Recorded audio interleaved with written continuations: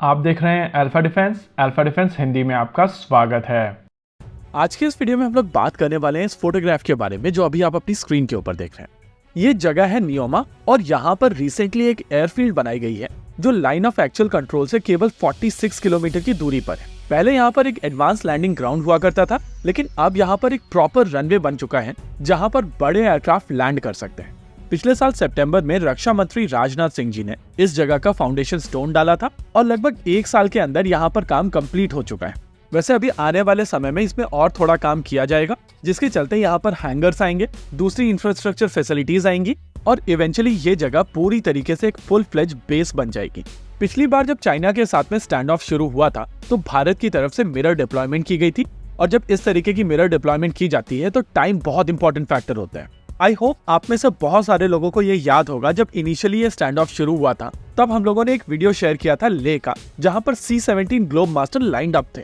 फिलहाल हम लोग कॉपीराइट के चलते वो वीडियो शेयर नहीं कर सकते हैं, लेकिन एक पॉइंट ऑफ टाइम पर ले में 7 से ज्यादा C-17 globe master lined up थे और यही उस डिप्लॉयमेंट की स्पीड के पीछे मेन कारण था।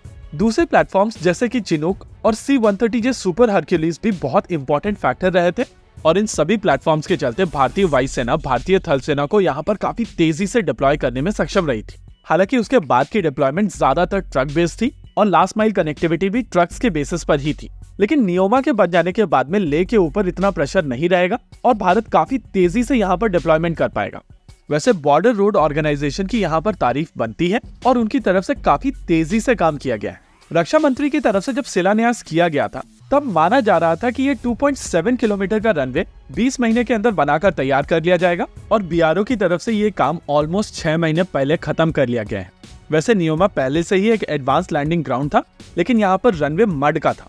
हम लोगों ने पास में देखा है कि मड के रनवेज के ऊपर C-130J super Hercules take off और लैंड कर सकते हैं, और अभी जो रिसेंटली C-295 अक्वायर किए जा रहे हैं इनके पास में भी वो क्षमता मौजूद है। यानी कि कुछ समय के बाद में भारतीय सेना के पास में काफी तेजी से यहाँ पर डिप्लॉयमेंट करने की क्षमता होगी, और ये क्षमता समय के साथ साथ और तेजी से बढ़ती चली जाएगी। वैसे सबसे इंटरेस्टिंग चीज ये है कि ये एयरफील्ड 13,000 फीट से ज्यादा की एल्टीट्यूड पर होगी। प्रिसाइसली अगर कहा जाए तो 13,700 फीट की ऊंचाई पर ये एयरफील्ड बनाई जा रही है, और इस एयरफील्ड को बनाने में लगभग 200 करोड़ का इन्वेस्टमेंट लगने वाला है।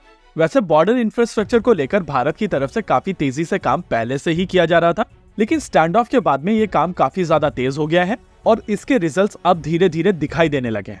वैसे क्योंकि ये airfield line of actual control से केवल 46 किलोमीटर की दूरी पर है, इस वजह से इसकी सेफ्टी को लेकर क्वेश्चंस हमेशा बने रहेंगे, और बहुत सारे लोगों की तरफ से क्वेश्चन पूछा जाएगा कि एक्चुअल वॉर सिनेरियो में इस एयरफील्ड को काफी आसानी से टारगेट किया जा सकेगा, ऐसे में इसका इम्पैक्ट क्या रहने वाला है। देखिए, इस एयरफील्ड के माध्यम से आइडिया है कि भारत काफी तेजी से डिप्लॉयमेंट कर सके, और अगर तेजी से डिप्लॉयमेंट होगा तो एक्चुअल वॉर होगी ही नहीं।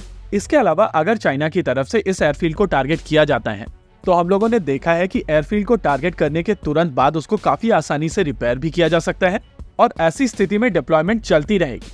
यानी कि हिट्स लेने के बाद भी ये एयरफील्ड काफी आसानी से ऑपरेट करती रहेगी और आपके डिप्लॉयमेंट तेजी से होते रहेंगे। हालांकि समय के साथ साथ आने वाले समय में यहाँ पर काउंटर आर्टिलरी सिस्टम्स और एयर डिफेंस सिस्टम्स भी आएंगे, और सबसे इम्पोर्टेंट चीज ये है कि ले के साथ साथ यहाँ पर भारत के पास में एक दूसरा ऑप्शन भी मौजूद होगा। वैसे एक्चुअल वॉर सिनेरियो में भारत और पीछे से ऑपरेट करेगा, लेकिन युद्ध होने से पहले फास्टर डिप्लॉयमेंट के लिए इस तरीके की एयरफील्ड बहुत ज्यादा जरूरी हो जाती है। देखिए, भारत अगर चाइना के साथ में चाइना से तेजी से डिप्लॉयमेंट कर सकता है तो किसी भी तरीके का कॉन्फ्लिक्ट नहीं होगा, और ये सारा का सारा गेम मिरर डिप्लॉयमेंट का है उसी स्पीड के साथ में। इसी के साथ आज के इस वीडियो में रखते हैं केवल इतना ही।